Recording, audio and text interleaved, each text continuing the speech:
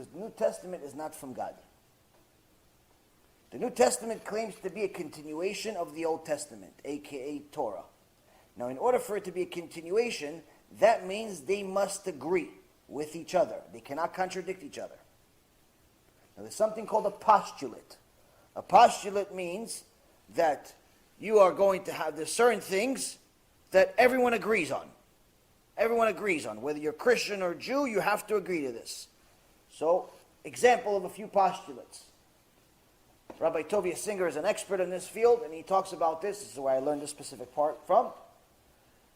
And he says, everyone agrees, Christian or Jew, that it's possible, that the New Testament and the Old Testament, meaning the Torah, being the Old Testament, or how we like to call it, the only Testament, and the New Testament, it's possible that they're both right. It's possible.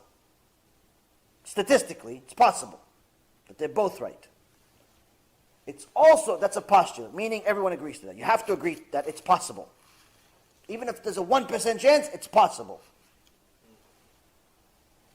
2, everyone agrees that it's possible that the Torah is right and the New Testament is wrong. Everyone agrees that it's possible for the Torah to be right and the New Testament to be wrong. It's possible. Why? Torah came first. Before Christianity was born, there was only Judaism or idol worship. There was no other form of Judaism. There wasn't conservative reform, Chabad, Breslev. There wasn't any of that stuff. It was Judaism, and then there was idols. Then there was Christianity, and then 80,000 other religions were born after that. Point is that at that moment, before Christianity was born, everyone agrees Judaism was definitely right.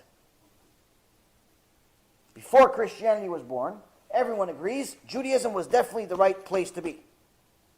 Why? Because it cannot be that the New Testament that started Christianity is right while Judaism is wrong. That's the last one. It's not possible for the New Testament to be right and Judaism be wrong. Why? Because you can't be a continuation that's valid while your foundation is wrong. You can't have a happy meal if the foundation that you put all the seasoning on is rotten food. Cannot be. So it can be that the Torah is right and the New Testament wrong, but it cannot be otherwise. It cannot be New Testament right and Torah wrong. That is a postulate. That means everyone must agree to it. Whether you like me, don't like me, you like Jews, you hate Jews, it doesn't make a difference. Everyone must agree to this. This is a given. This is common sense. Fine. Now, let's prove that the Torah we already know from previous lectures is divine. How do we know it's divine? There's information in the Torah that could not be given by God, could not be given by anyone other than God, such as laws about nature, numbers of stars, different things like that. It's very, very easy to prove that the Torah is from God, and even the Christians and the Muslims both agree the Torah is from God. Everyone agrees Torah is from God. Now, the New Testament, on the other hand, cannot be from God. And that's what we're going to try to show a few facts. Not too many, but just a few facts to show. 1, if you're a book from God, that means you can't contradict yourself. You cannot be wrong about anything. God is not wrong. God is God. If he's wrong, he's not God. He's human. If he's human, you don't have to keep Shabbat anymore. You don't have to worry about Rosh Hashanah. You don't have to worry about anything. Why? If he's human, he's just as much of a God as you. You understand? So, now, in Matthew chapter 5, 17, Jesus says, no one is allowed to steer away from the Torah. And not even remove one letter, one yud, which is the smallest, physically smallest as far as how you draw it, letter, one yud from the Torah is not allowed to be removed, and whoever removes this yud is cursed from heaven. Okay, so here he says you're not allowed to change anything in the Torah.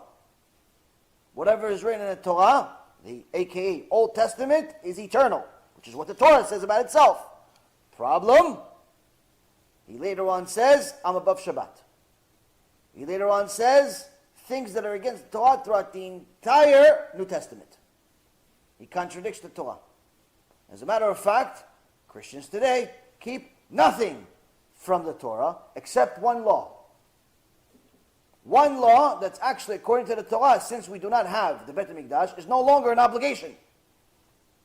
What is it? Give money.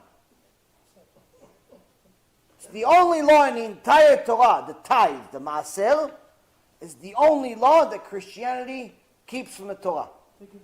Everything they give, the Christians give maaser much more than Jews do. Let's not mistake ourselves. Every Christian that attends church, if you don't give maaser, they don't even come to church. There was one rabbi that had a meeting with apparently he has a friend that's leads a church. And he says that the rabbi was complaining. He wrote an article about this. He was complaining that they're having financial problems. This big keilah, they're having financial problems. And the priest or pastor or whatever he is says to them, yeah, no problem. You'll probably fix it at the end of the month, though.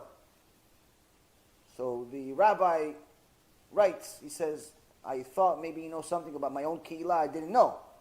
So I asked him, what makes you think that I'll fix this big financial problem, big money problem, by the end of the month? He goes, well, isn't that when you're going to get the maaser from your entire keilah? And the rabbi says, what do you mean from the entire keilah? He says, don't you get maaser from everyone in the keilah? You have 1,000 members. Don't you get maaser from everyone? He goes, no, not exactly.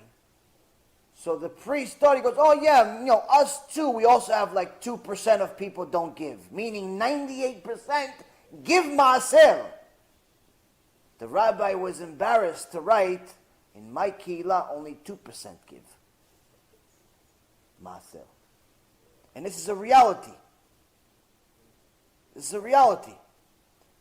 That's the mitzvah from the Satan. Why? They're going to keep maaser like robots. Give money, give money, give money, give money, give money. Shabbat, no thank you. Midot, no thank you. Tarat mishpacha, no thank you. Kosher food, no thank you. Modesty, no thank you. Nothing. Everything else, it's not relevant anymore. Jesus said it's not relevant anymore. It's obsolete. He died for it. So here you see contradiction. Continues. There's a lot of material, so let me try to continue.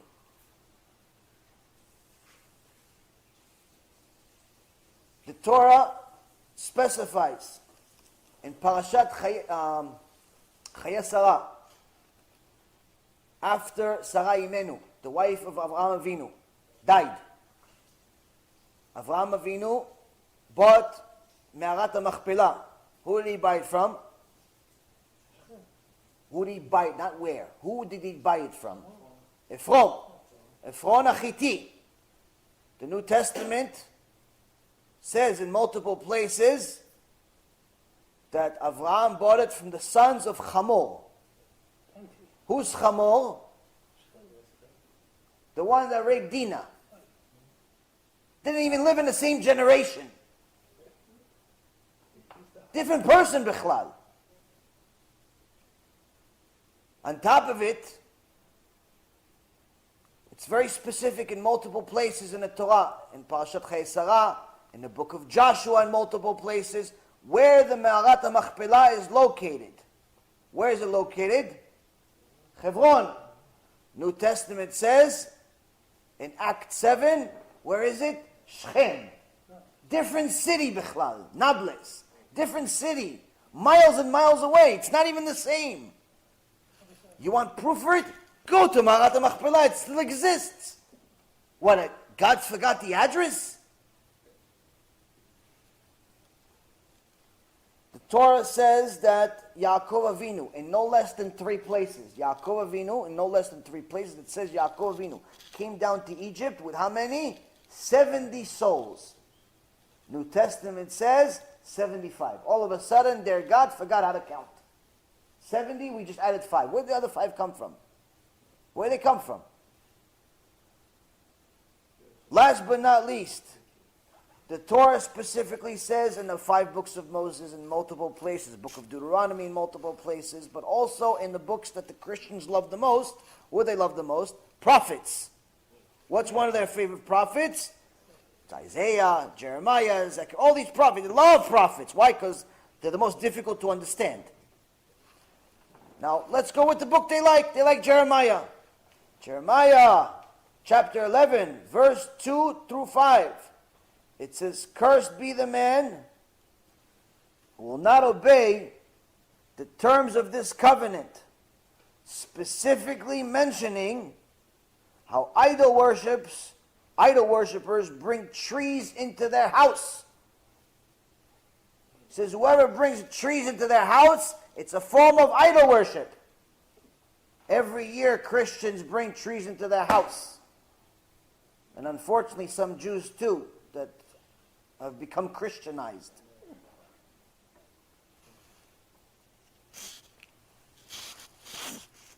Last but not least, I could give you proofs from here until next year. There's mamash, I have, 5, 6 books full of notes. And there's more at home. I'm trying to give you things that I like the most and some things that perhaps weren't mentioned or you haven't heard before. I'm sure you heard of most of them, but not all of them. In the Torah, there's a word called re'em. Re'em is a biblical animal that was like a giant ox / deer. It doesn't exist anymore. It was a giant animal. It's mentioned in the Torah 9 times. 9 times in the Tanakh. Psalms 22, verse 21.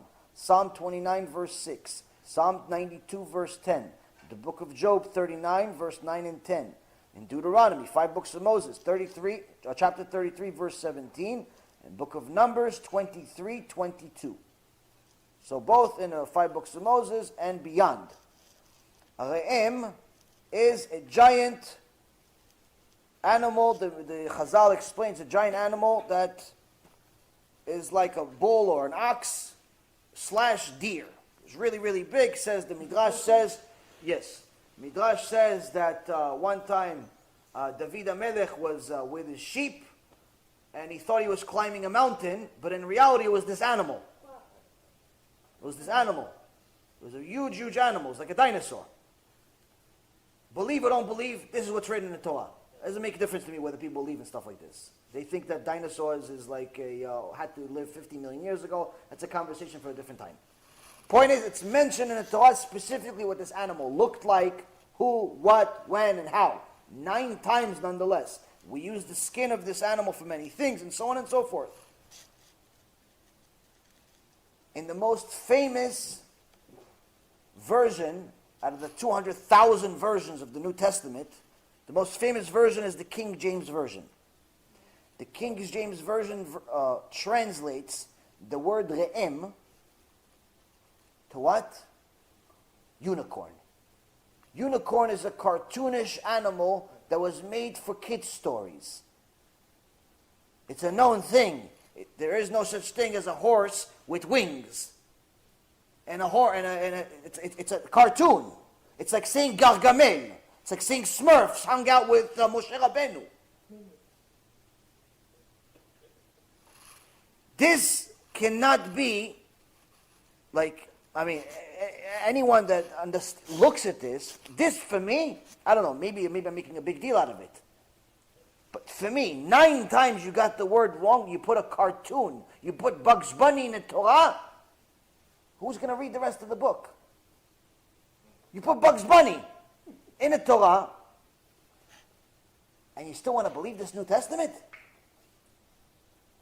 It's craziness. But that's the thing.